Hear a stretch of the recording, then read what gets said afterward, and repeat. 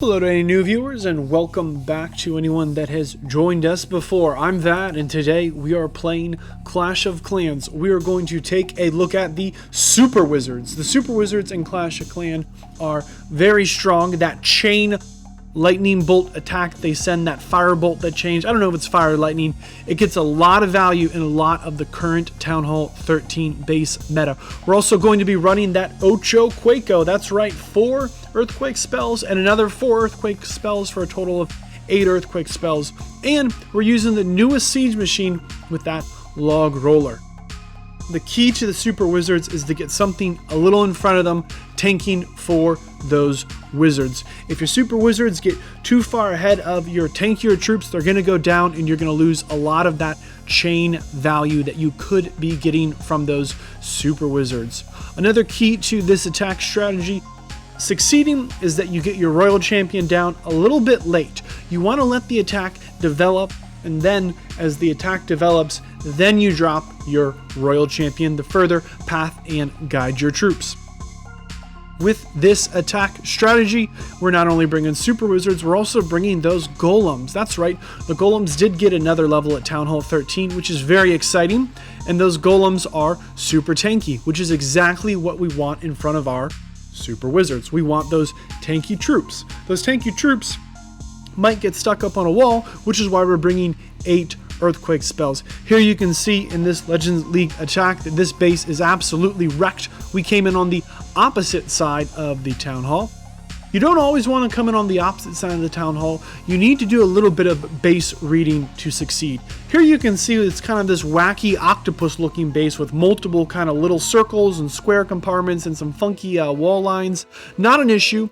We're going to set a really wide funnel. This time we're going to funnel real wide with the Barbarian King on one side and our Archer Queen on the top side, and we're going to try and get our main troops, our kill squad, our golems in front of our Super Wizards into the core.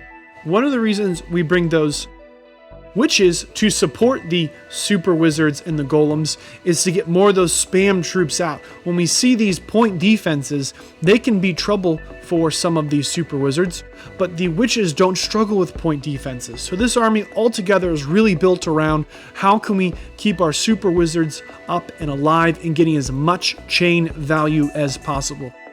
Again, on this attack, notice we brought the Royal Champion in super late, and we're going to have almost all of our heroes go down early. We're out our Royal Champion, we're out our King, we're out our Queen, but our kill squad's still alive. We still have some golems that can stay in front of our Super Wizards, and we still have some witches to spawn in some more skeletons to help us force our way through those point defenses. It's going to be a really close attack here. I think we're going to be able to triple. Part of the success to this attack is how we drop those earthquake spells.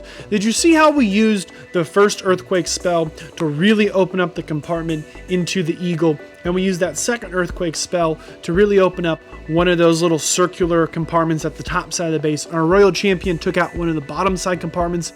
It's really tough to get into all the compartments. We could have done a little bit of a better job here by using our log roller, that seed machine, to break one of these open. But I really liked, in my base identification here, I really saw there's a lot of good value right there by the eagle. It was worth leaving this compartment open and taking the risk that we might have some trouble on the back end to take out all the value that was in the center of this base. You can't just spam drop these troops. You need to make sure you're taking some time to look at the base and go, where am I going to have the most success with my earthquake spells? How can I set a funnel to succeed? How can I make sure my Super Wizards are getting the proper troops ahead of them so our chain value gets maximum value? Here we again kind of have a teaser base, that kind of trolley base where you have the clan castle and some expos and the heroes and the town hall at the top, and then at the bottom you can see, towards the bottom half we have our multi-target infernos and our eagle and our scatter shots. Kind of a little bit of a tough base to hit if you take a bad angle, and kind of a tough base to funnel. You're going to see we're going to get what looks like a really bad split here. See how our siege barracks goes down a little bit early? It goes down early, and we're taking a lot of early eagle shots. So you can see here, I used the warden early. That siege barracks is going to get open one of our wall compartments, which is the only thing we needed it to do. That's the only value it needed to provide for this attack to be a success. And you can see here again, we're getting kind of a bad split around this next compartment. With our Ocho Quaco, when we quad quaked each of those compartments open, we've opened up the entire base. However, our queen went around one edge, way away from our kill squad. Our king went up one side, which is okay. And we're getting into the enemy CC, that defensive clan castle, really close to the town hall. This can be tough to deal with. Note, we have almost all of our super wizards and we still have a couple more golems. This is what we want to see. I know it looks like kind of an ugly attack. It looks like we lost all of our heroes pathing. It looks like our siege barracks went down early. But in all reality, this is a lot of the time how this attack looks at the end. We're not necessarily crushing these bases with all of our troops we started with, but we are completely cleaning out these bases and finishing strong. You could have tried this same attack from a slightly different angle. However, we might have had a little more success, a little less success. Any way you swing it, each of those earthquake spells was important to get our troops path how we want them. Have you ever seen a base like this, kind of a bullseye base?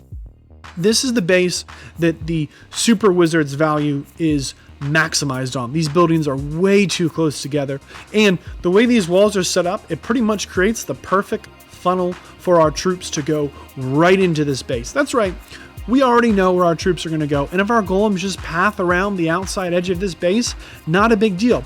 We're going to use our royal champion a little late into the attack again to try and force our troops in. We're going to get those defensive clan castle troops out of the way, and the eagle's still up. We're taking a lot of eagle shots. We're not too worried about the eagle. We're much more concerned with troop pathing. With those golems, with that barbarian king, the eagle is not our biggest threat.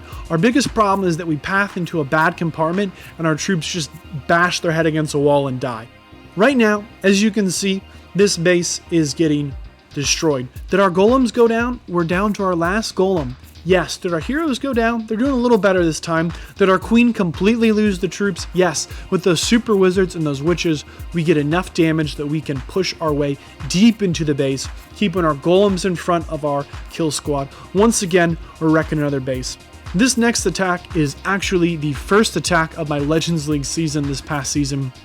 And again, it was kind of this weird shaped base where it had these kind of island compartments, but then it also had that V shape that sometimes can really mess up when you're funneling into. This time we're going to set a little bit of a different funnel with our siege machine way out on the side. We're going to keep our queen grouped up with our troops, and we're going to bring our king in with our troops. We don't set nearly as wide of a funnel with this base, and we also drop one of our earthquake spells very early into the attack.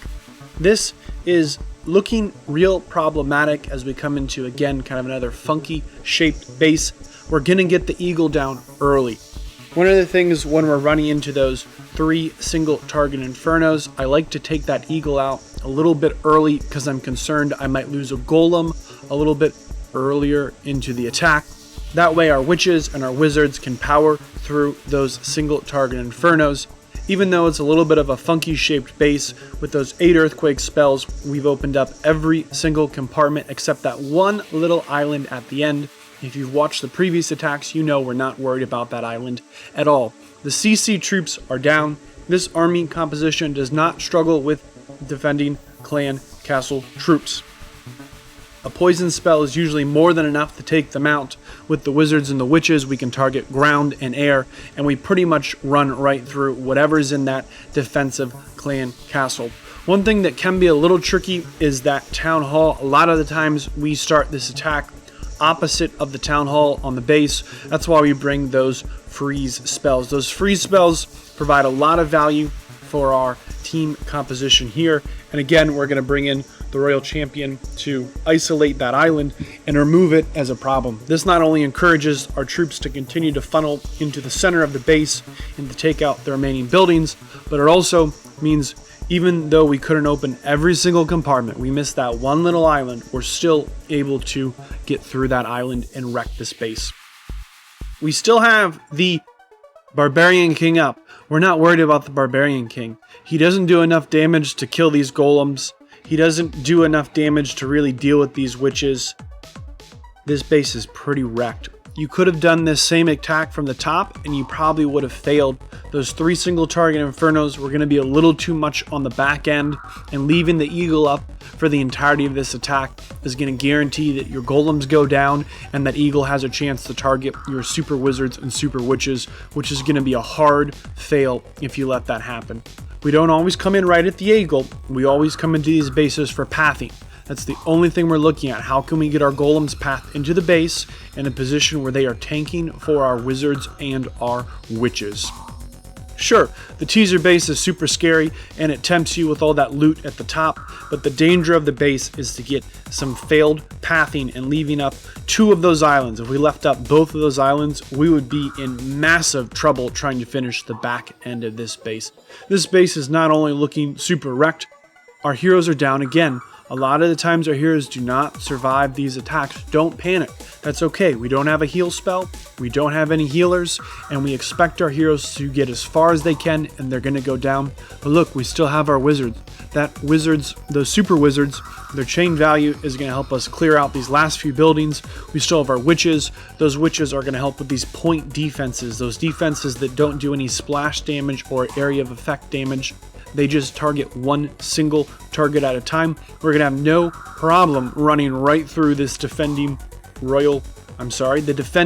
queen, the archer queen there. We're going to have no problem at all getting our way through these high hit point structures, these storages. We're going to smash this Tesla and we're going to call it a day. Notice our warden survived again. The warden stays super far back and provides additional support, but really the power in this attack is the super wizards.